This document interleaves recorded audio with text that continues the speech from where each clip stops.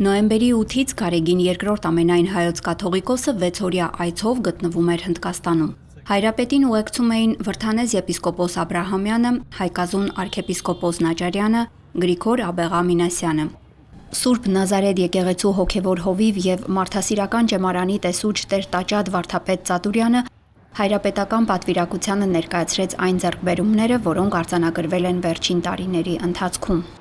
Նորին սրբությունը հանդիպումներ ունեցավ Կալկաթայի Սուրբ Նազարեթ եկեղեցու հոգաբարձուների, հայոց մարդասիրական ջեմարանի տնօրինության եւ ուսուցչական կազմի հետ։ Քննարկվեցին ջեմարանի գործունեությանն առնչվող հարցեր։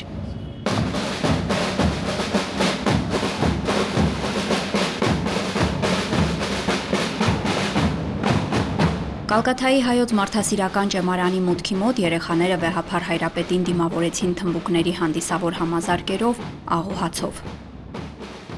Ամենայն հայոց կաթողիկոսը ողջույնի խոսքում նշեց, որ իր համար մեծագույն ուրախություն է վերստին գտնվել հայոց մարդասիրական ջեմարանի ոգեշնչող եւ լուսավոր հարկի ներքո, տեսնել այն առաջընթացը, որ արձանագրվել է այստեղ։ Հայրապետն իր գնահատանքը հայտնեց Տաճատ վարդապետին եւ հոգաբարձուների խորհրդին ուսումնակրթական եւ շինությունների բարենորոգչական աշխատանքների առաջընթացի համար։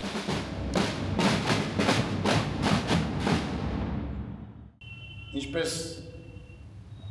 Դավիթյան նորակառույց շենքի հարկի ներքո, այնպես եւ հայոց մարդասիրական այս ջեմարանում մենք մեկ անգամ եւս հնարավորություն ունեցանք մտովի փոխադրվել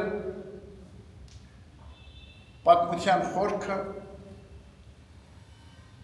եւ հաղորդ դառնալ մեր հայրերի իղձերին, երազներին, տեսիլքներին, հաղորդ դառնալ մեծանուն հայորդիների տեսիլքներին, այն անձանց, ովքեր եղել են հիմնադիրները մարդասիրական ջեմարանի եւ Դավիթյան օրիորդաց վարժարանի։ Նրանք իրենց աշխատանքով մեծ հաջողություն են արձանագրել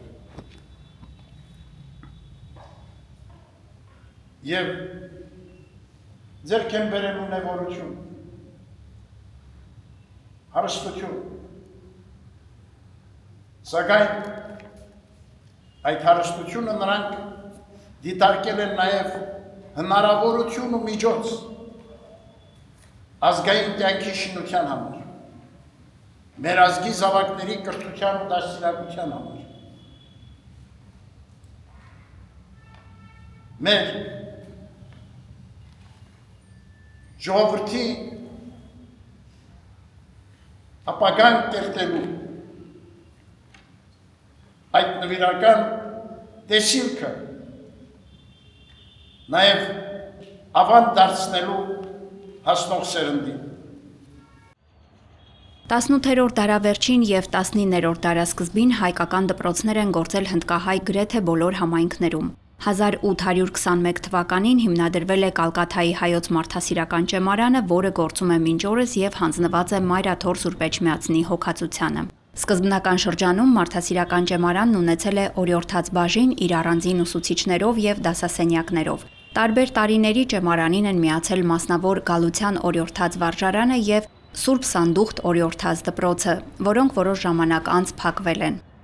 1949 թվականին Դավիթյան օրիորդաց տարրական վարժարանը, պահպանելով ինքնուրույնությունը, միացել է ջեմարանին եւ Արևմտյան Բենգալիայի երկրորդական կրթության խորհրդի որոշմամբ հայոց մարդասիրական ջեմարանը ճանաչվել է որպես երկսեռ դպրոց։ 1958 թվականին մարդասիրական ջեմարանը ստացել է կրթական բարձր երկրորդական հաստատության կարգավիճակ։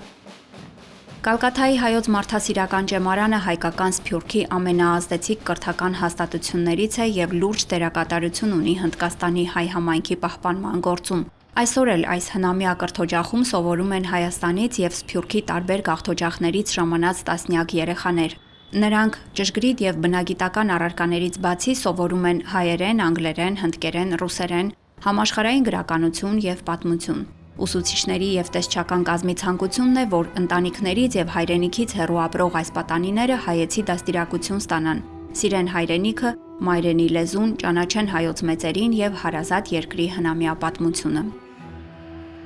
Գարեգին II ամենայն հայոց կաթողիկոսն այցի ընթացքում հանդիպեց մարդասիրական ճեմարանի ղեկավարության եւ սաների հետ։ Եղավ Դավիթյան օրիորդաց վարժարանի հիմնանորոգվող կեցության մասնաշենքում, որը մի քանի ամսից դռները կբացի մարդասիրական ճեմարանում ուսանող աղջիկների առաջ։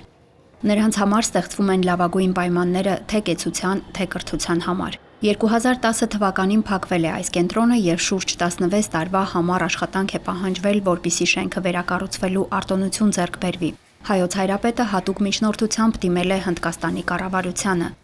Այդ գործում մեծ ներդրում է ունեցել նաև Սուրբ Նազարեթ եկեղեցու հոգաբարձուների խորհուրդը, իդեմս Տիար Սունիլ Սոբթիի եւ Տիկին Սյուզան Ռուբենի։ Նրանք հետևողական կերպով ամեն ջանքի գործ են դրել շինության վերակառուցումը հնարավոր դարձնելու համար։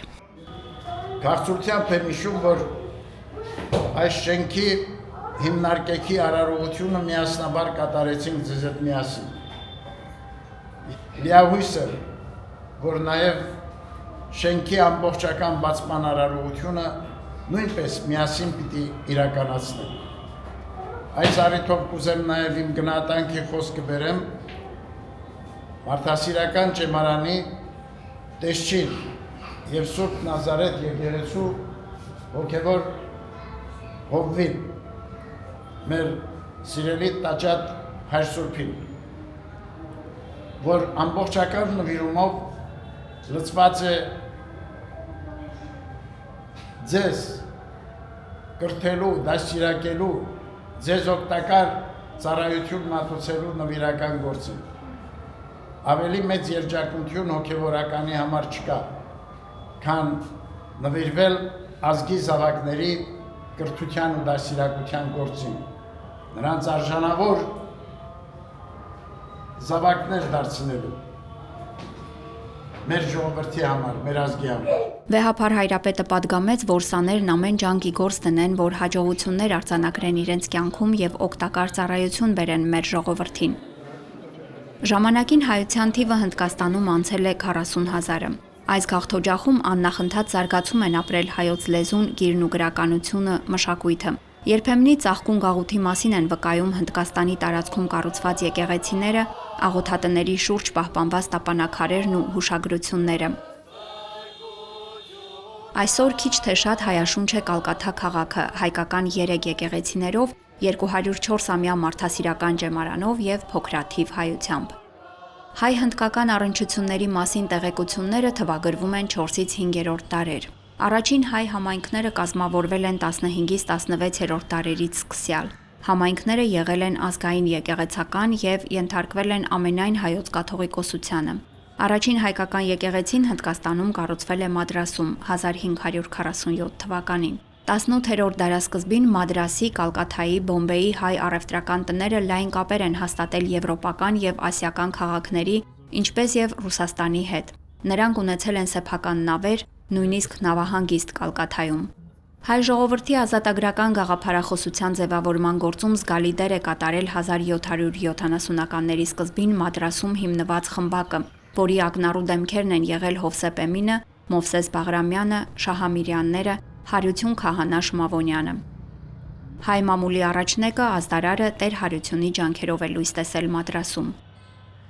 Ներկայում Հնդկաստանում գործում է 7 հայկական եկեղեցի։ Գարեգին II ամենայն հայոց կաթողիկոսը մեծապես կարևորում է մարդասիրական ճեմարանի դերը Հնդկաստանում գոյություն ունեցող հայկական ժառանգության պահպանման եւ շենացման գործում։ Հայրապետի տեսլականներից է Հնդկաստանի հայ համայնքային կյանքի վերազարթոնքը։ Նորին սրբությունը մաղթեց երիտասարդներին, որ նախնիների օրինակով օգտակար ծառայություն մատուցեն հայ ժողովրդին, տեր կանգնեն նախնյաց ժառանգությանը եւ երազանքներին։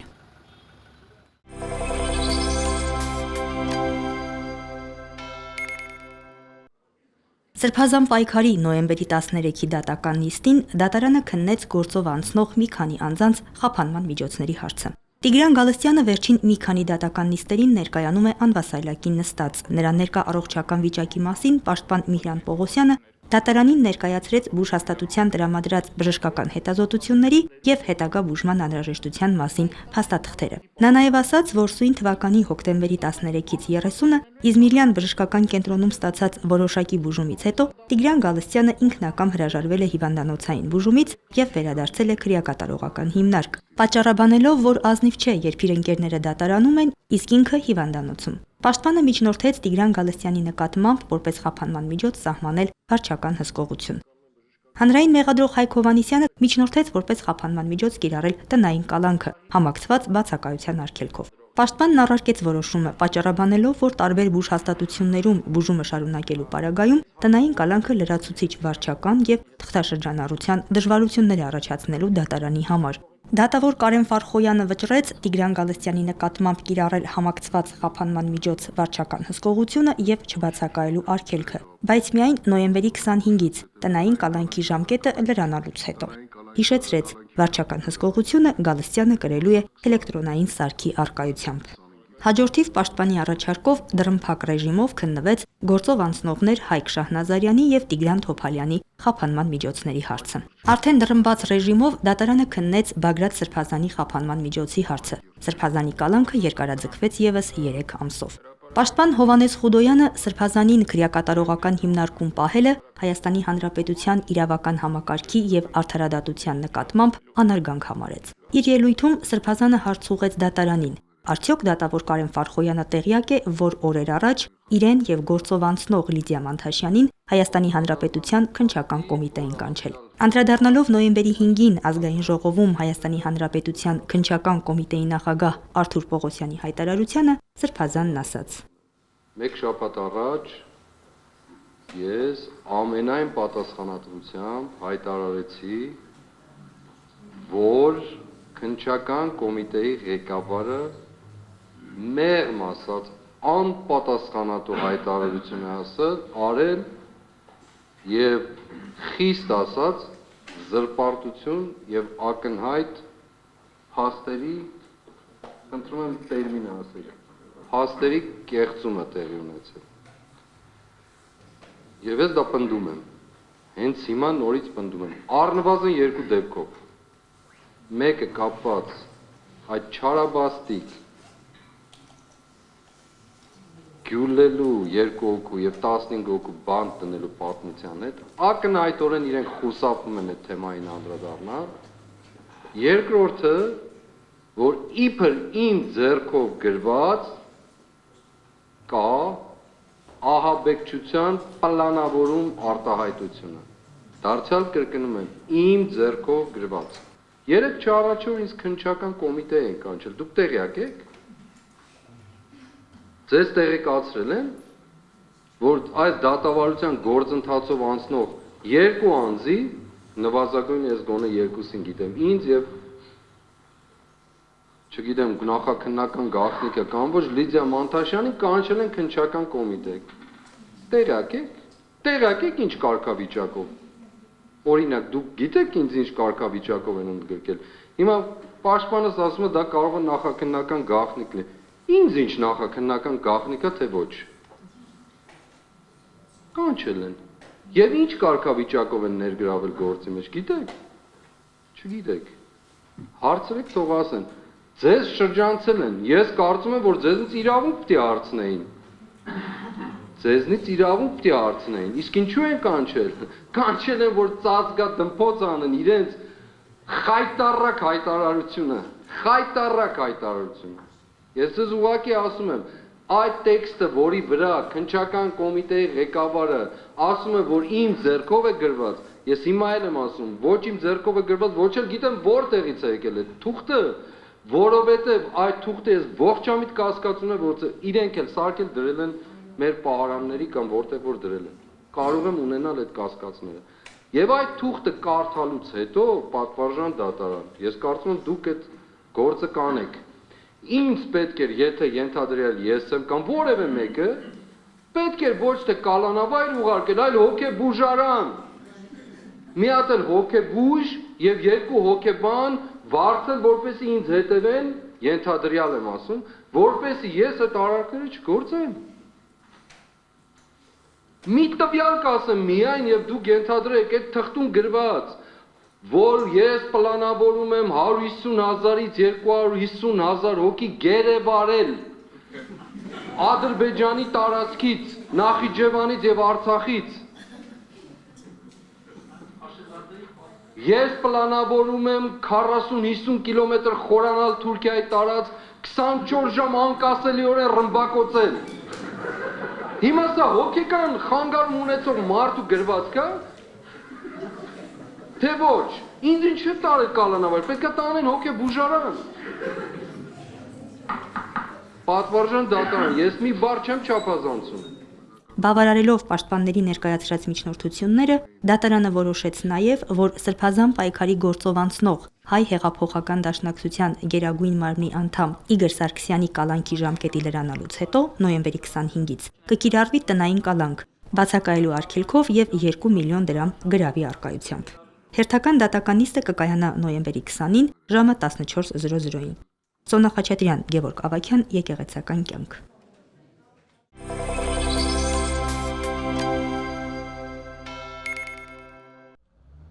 Աղոթում եմ, որ այս օրերին չթուլանաք ձեր հավատքի մեջ, այլ առավել ամրանաք սիրո, համբերության եւ միասնականության ոգով։ Եկեղեցին միշտ զորացել է հալածանքների միջով անցնելիս։ Հիշեք, ոչինչ չի կարող բաժանել մեզ Քրիստոսի սիրուց, ոչ վիշտը, ոչ հալածանքը, ոչ զրպարտությունը։ Այդ սերն է, որ կապում է մեզ հովիվ եւ հոտ, նույն հոգով եւ նույն հավատքով։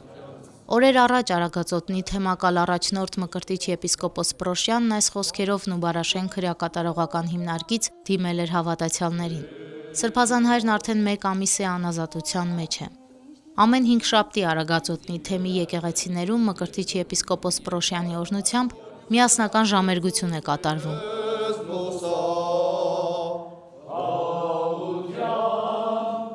Տեղերի Սուրբ Աստվածածին եկեղեցում աղոթ քնչեց անազատության մեջ գտնվող Միքայել Բագրատ Մկրտիչ եպիսկոպոսների, բարերար Սամվել Կարապետյանի, հայրենիքի եւ եկեղեցու պաշտպանության համար Հայաստանի եւ Բաքվի բանտերում պահվող մեր հայրենակիցների համար։ Մեկ բառով եթե ասենք թեմը գլխատված է, բայց իրականության մեջ թեմը շարունակում էր առօրյա կյանքը իր ժողովներով, իր աղոթքներով։ Մենք չենք բավարարում դրանով նաեւ գրեթե ամենօրյա պատարակները գնում ամբողջ թեմի տարածքում, հերթով բոլոր քահանաներս պիտի պատարակ մատուցենք, աջակցություն մեր առաջնորդի, մեր առաջնորդ հայրերի, նաև եւ ինչու՞ չէ, նաև անազատության մեջ գտնվող մեր բոլոր հայրենակիցների։ Սա իր հերթին, ասեմ, որ փորձությունների շրջան ենք անցնում, բայց ինչպես եկեղեցին, այնպես էլ իր զինվորները, մենք հոգեբաններս այդ դժվարություններից երբեք չենք ընկճվում։ Դա Տիրոջ ճանապարհն է։ Տերը վերցրեց իր խաչը ու գնաց, ասեց, ով որ հավատում է, թող վերցնի խաչը գա իմ հետևից, մենք համբերությամբ, հավատքով ու վստահությամբ քայլում ենք առաջ, առանց ընկճվելու, առանց մեր գլուխը կորցնելու եւ բնականաբար նույն ակնկալում ենք նաեւ մեր հոգեվոր հոտից։ Հիշեցնենք, հոկտեմբերի 15-ին իրավապահները Մկրտիչ Սրբազանի տանը խուզարկություն իրականացնելուց հետո նրան բերման ենթարկեցին։ Բերման ենթարկվեցին նաև Արագածոտնի թեմի 12 քահանաներ եւ առաջնորդարանի աշխատակիցներ։ Մկրտիչ Սրբազանը կալանավորվեց 2 ամսով, իսկ դիվանապետ Տեր Գարեգին քահանա Արսենյանը 1 ամսով։ Տերհոր խափանման միջոցն օրերս փոխարինվել է տնային կալանքով։ Քրեական վարույթը հարուցվել է թեմի արդեն կարգալույց քահանա Ստեփան Ասատրյանի հանրային հեռուստաընկերության եթերում հնչեցրած արտահայտությունների հիման վրա։ Իդեպ Ստեփան Ասատրյանը հրաժարվում է լքել հովանավանքը, խոչընդոտելով տեղում ծառայության նշանակված Տեր Սարգիս քահանա Սարգսյանի եւ Տեր Մանուկ քահանա Զեյնալյանի հոգեվոր ծառայությունը եւ կրոնական արարողություններին մասնակցելու հավատացյալների իրավունքը։ Թող Աստված նաև համբերություն տա մեր բարեպաշտ ժողովրդին, մեր հոգևոր եղբայրներին, որ այս դժվար ժամանակները անցկացնենք միաբանությամբ, որտեղ հալածանքներ է լինում, այնտեղ Տիրոջ շնորհը ավելի է բազմանում, մաղթում ենք, որ Տիրոջ առաջ շնորհը լինի մեր ժողովրդի հետ, մեր հոգևոր հայրերին, հոգևոր եղբայրներին եւ բարեպաշտ ժողովրդին պահապան լինի Աստված։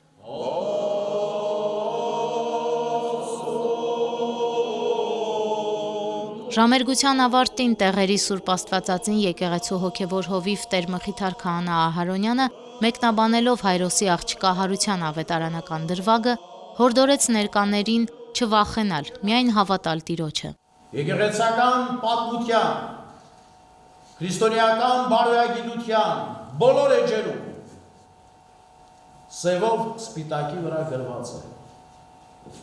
որ բոլոր ժամանակներում հանուն Քրիստոսի, հանուն եկեղեցու, հանուն ազգային պատկանելության, հանուն հոգու անմահության եւ Տիրոջ հավատացողները տարատեսակ փորձությունների են ենթարկվել, համբույրներով մատնվել, թիկունքից գանահարվել,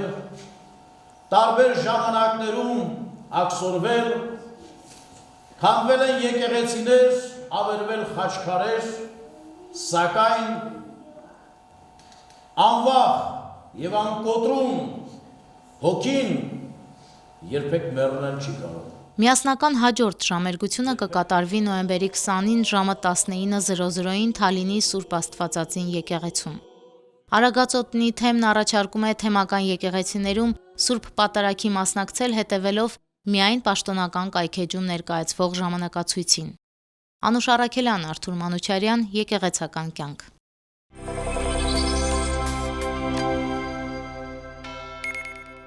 Այդ տեսեք սվաղի վրա ոտնահետքեր։ Սա ռազմակոշիկի, այսպես կոչված կալիգա միլիտարիսի հետքեր են, որը բնորոշ էին հռոմեական եւ բյուզանդական զինվորներին, բացառված չի, որ աշխատանքը մասնակիորեն ղեկավարել են նաեւ դրսից եկած ճարտարապետները եւ նրանց կոշիկների այդ մեխերը տպվել են շաղախի վրա։ Մոտարպես 40-41 համար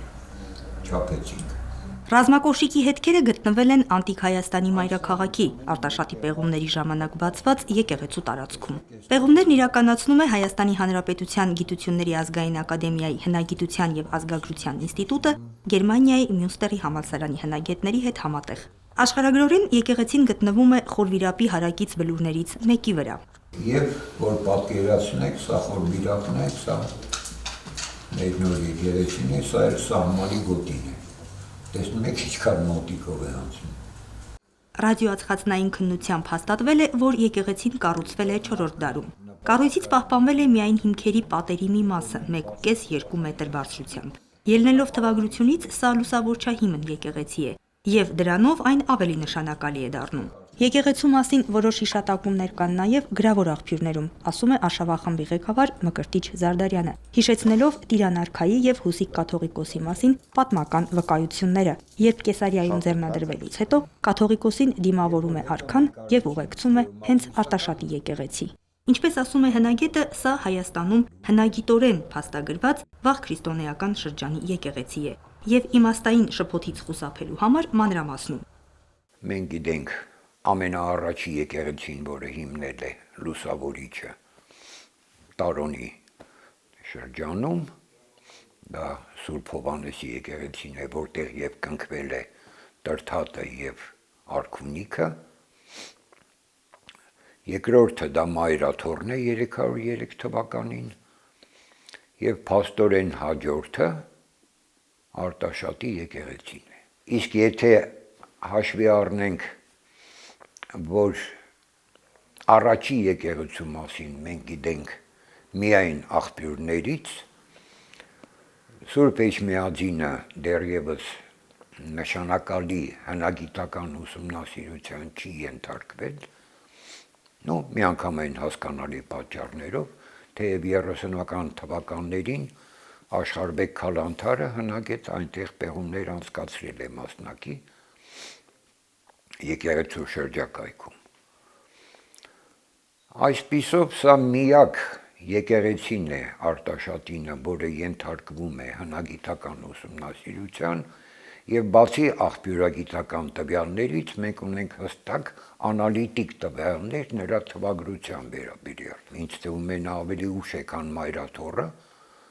այնուհանդերձ հնագիտորեն փաստագրված նա վաղագույնն է։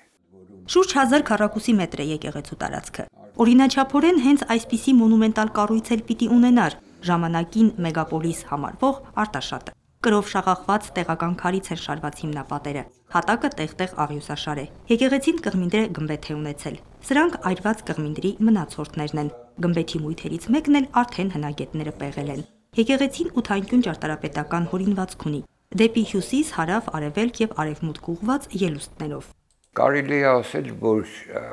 Հայաստանում մենք չունենք նման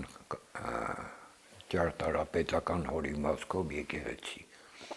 բայց մենք ունենք Հայաստանին հարակից երկրներում, մասնավորապես Սիրիա-Պաղեստինյան շրջանում մոտավորապես նույն ժամանակի եկեղեցիներ ութանկյուն կան։ Կան նաև մեզնից Հայաստանից հյուսիս-արևմուտք ներկայիս Աբխազիայի տարածքում եւս 4-րդ դարի եկեղեցի է, բայց նա քիչ ավելի ուշ է, քան Արտաշատինը, եւ զարմանալի չի այդ առումով, որ հորինվածքային ընդհանրություններ Փոքր Ասիայի, Լևանտի եւ այլնի եկեղեցիների հետ այս մեր նոր գտածոն ունի, որովհետեւ այդ ամբողջ շրջանը նախա քաղկեդոնական բաժանումներ, Քաղկեդոնի ժողովի բանը եսի նկատի ունեմ, երբ որ արևելյան եւ արևմտյան եկեղեցիները բաժանվեցին։ Իսկ մինչ այդ 4-րդ դարի սահմաններում դա ընդհանուր քրիստոնեական աշխարհ էր։ Եվ նորույթները պատտվում էին այդ աշխարհում առանց որևէ սահմանազատման։ Քիվերի, խաչերի եւ այլ գտածոների մնացորդները վկայում են, որ եկեղեցին իր ժամանակին համահունչ շատ հարուստ ներքին ձևավորում է ունեցել։ Դա են վկայում նաեւ այս տուփում պահվող եկեղեցու ներսից պեղված մարմարի բեկորները եւ սալերը, այրված կոտրված վիճակում։ Դրանք դեռ նյութաբանական ուսումնասիրության են ենթարկվելու, բայց բեկորների եռաչափ սկանավորումը թույլ է տալիս ենթադրել, որ դա եկեղեցու սուրբ սեղանն է եղել։ Ընդ որում մարմարը բերվել է Փոքր Ասիայից, Արևմտյան Փոքր Ասիայից, հոյակապ մշակված, ընդ որում սալիկներից, որոշ սալիկների վրա այն կողմերից, որոնք չեն երևում, կան հունարեն տառեր, մարկիրովկայի արած նրա համար, որ հետո հավաքվի տեղում, վարպետների նշաններ են դրանք, եւ այդ սեղանի բեկոտվածությունը, գիտեք, բերում է համոզման, որ այն կոտրվել է միտումնավոր։ Բացառված չի, որ եկեղեցին ավերվել է 369 թվականին Շապուհ II կողմից Արտաշատի գրավման ժամանակ։ Եկեղեցու հատվածում պեղումները սկսվել են դեռևս նախորդ տարվանից, երբ գեոֆիզիկական հետազոտության արդյունքներն ուրվագծեցին կառույցի հետքերը։ Առայժմ պեղվել են եկեղեցու հարավային, արևելյան եւ արևմտյան ելուստները եւ որոշ կենտրոնական հատվածներ։ Պեղավայրն արդեն փակ է, պեղումները կշարունակվեն հաջորդ տարի եւ տարածքի ծավալով պայմանավորված հավանաբար դեռ երկար կտևեն։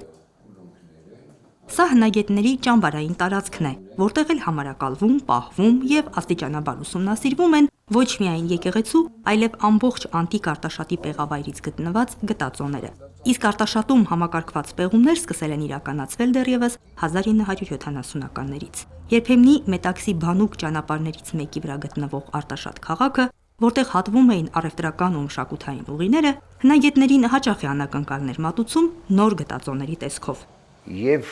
բոլորովին զարմանալի չի, որ օրինակ նույն Արտաշատի պեղումներից մենք ունենք նյութեր, որոնք այստեղ են եկել Միջին Ասիայից,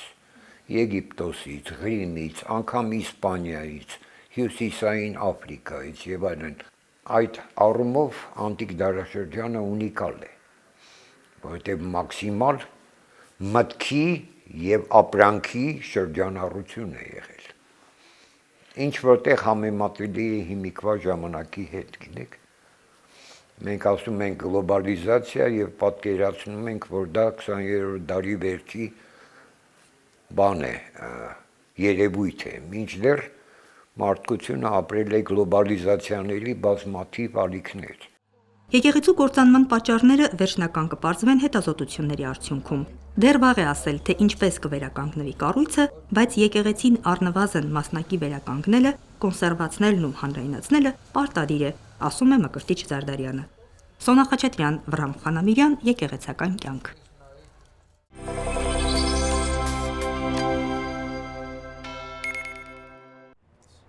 Մասյացոտնի թեմի տարբեր եկեղեցիներում երեքշաբթի եւ հինգշաբթի օրերին թեմակալ առաջնորդ Գևորգ եպիսկոպոս Սարոյանի օրհնությամբ երեկոյան ժամերին մատուցվող Սուրբ եւ անմահ պատարագը հավատքի, շենության եւ միասնականության համար է։ Մասիսի Սուրբ Թադեոս եկեղեցում պատարագ էր մատուցում հոգևոր հովիվ Տեր Եզնիկ քահանա Մարտիրյանը։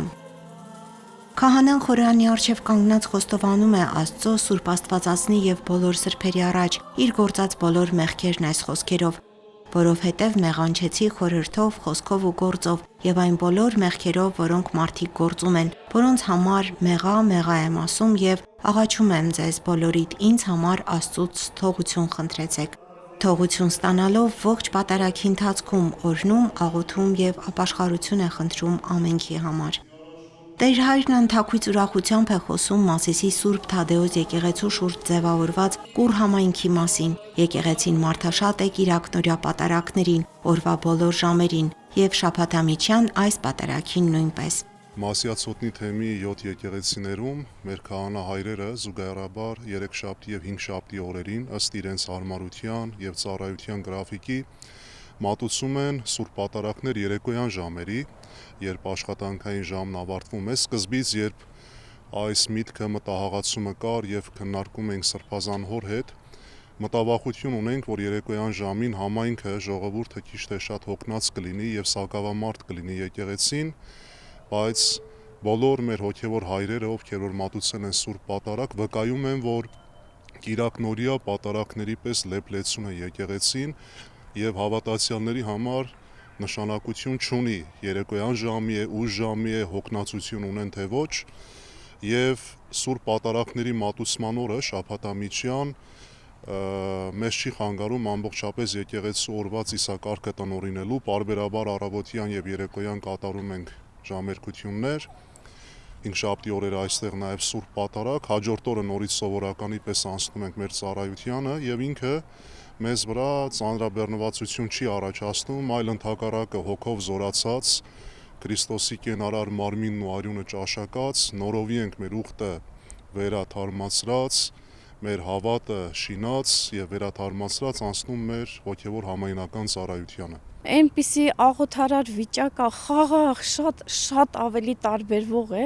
ճիշտ է, կիրակի օրերի պատարագներն էլ են շատ փառահեղ անցնում, բայց այս երեկոյան պատարագները ես կասեի ճրագալույցի պատարագներից չեն տարբերվում,